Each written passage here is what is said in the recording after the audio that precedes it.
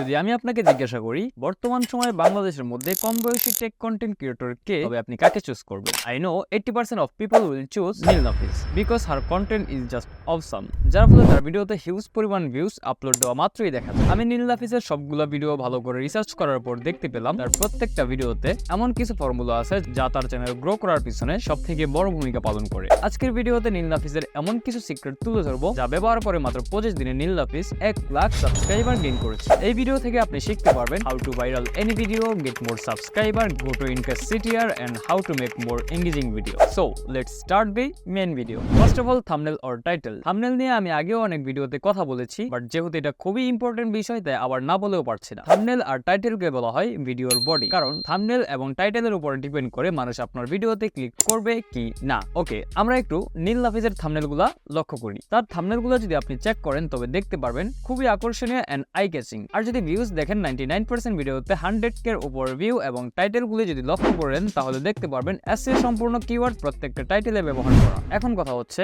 এত কষ্ট করে আকর্ষণীয় থাম্বনেল এবং এসইও সম্পূর্ণ টাইটেল ব্যবহার করা কি দরকার? এর প্রধান কারণ হচ্ছে হাই সিটিআর। ভিডিওতে যখন সিটিআর বেড়ে যাবে তখন ভিডিও অনেক মানুষের কাছে পৌঁছাবে, আর মানুষ যখন একের পর এক ভিডিওতে ক্লিক করবে তখনই ভিডিও ট্রেন্ডিং এ চলে যায়। তাই অবশ্যই থাম্বনেল আকর্ষণীয় করার চেষ্টা করতে হবে এবং টাইটেলে ভিডিওর সাথে ম্যাচিং হয় এমন 2 থেকে 3টা কিওয়ার্ড ব্যবহার করতে হবে। এক কথায় বলা যায় যদি ভিডিওতে বেশি পরিমাণে ভিউ নিয়ে আসতে চান তবে এসইওর কোনো বিকল্প নেই, যেটা টাইটেল, ডেসক্রিপশন এবং ট্যাগ সব জায়গায় ব্যবহার করতে হয়। সবসময় চেষ্টা করবেন এসইও স্কোর 75 থেকে 100 এর ভিতরে রাখতে, কারণ আপনি যখন 75 থেকে 100 এর ভিতরে এসইও স্কোরটা রাখবেন তখন মোটামুটি ভালো একটা লেভেলে এসইওটা পরিপূর্ণ হয়। এসইওর জন্য গুগলের টিউব বডি এক্সটেনশনটি ব্যবহার করতে পারেন।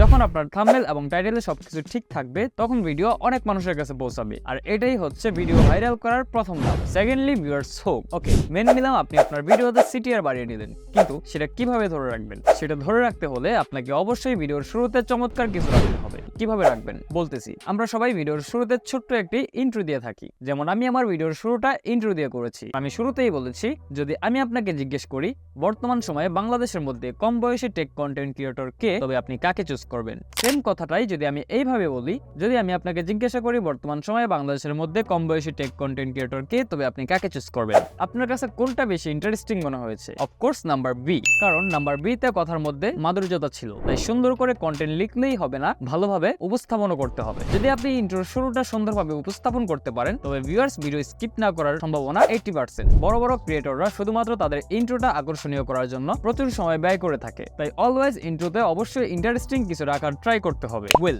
থাম্বনেল, টাইটেল এন্ড ইন্ট্রো এগুলো তো প্রথম কাজ ছিল। এরপর ভিডিওকে এঙ্গেজিং করার জন্য আমাদের দরকার হয় ভিডিও এডিটিং। আপনি যদি নীল নাফিসকে ফলো করেন তবে দেখতে পারবেন হার এডিটিং জাস্ট অ্যামেজিং। এক্সাম্পল হিসেবে ছোট্ট একটি ক্লিপ দেখি চলুন। অনলাইনে টাকা কামানো 2024 সালের সবচেয়ে কঠিন জিনিসগুলোর মধ্যে একটা, আর তার কারণ হচ্ছে এই 5টি জিনিসের ঘাটতি। আমি শিওর যে 90% মানুষ, না 98% মানুষই এই 5টি জিনিসের ঘাটতির কারণে তাদের ফ্রিল্যান্সিং জার্নিতে বা অনলাইনে ব্যবসা করা সফল। সে তো নরমাল ভাবে ভয়েসটা কাট করে ভিডিওতে বসিয়ে দিলেই পারতো, তাই না?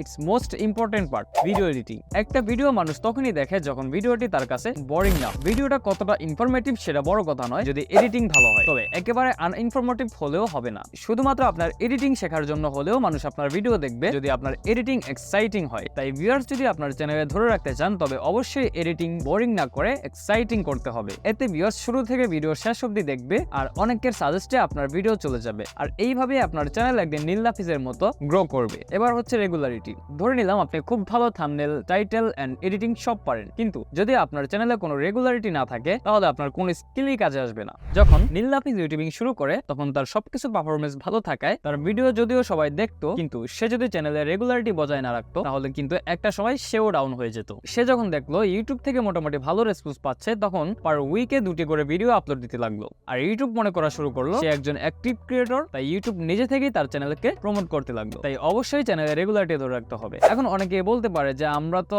ভালো রেসপন্স পাচ্ছি না, আমরা কি করব? নো টেনশন, আপনারা রেগুলারিটি বজায় রাখেন, চ্যানেলে একের পর এক ভিডিও আপলোড দিতে থাকেন, আপনাদের চ্যানেলে একটা সময় গ্রো করবে। রিমেম্বার দ্যাট একদিনে কেউ সফল হয় না। এই সবগুলো টিপস যদি মেনে কাজ করতে পারেন তবে আপনার চ্যানেলও নীল নাফিসের মতো একদিন বড় হবে। এই সবগুলো সিক্রেটের ভিতরে কোনটি আপনার ভালো লেগেছে অবশ্যই কমেন্ট করে জানিয়ে দিন। ভিডিও ভালো লাগলে লাইক, কমেন্ট এবং সাবস্ক্রাইব করতে একদমই ভুলবেন না। আপনি যদি বড় বড় ক্রিয়েটরদের গোপন সিক্রেটগুলো জানতে চান তবে এই ভিডিওটি দেখতে পারেন। আপনার সাথে সেখানেই দেখা হবে।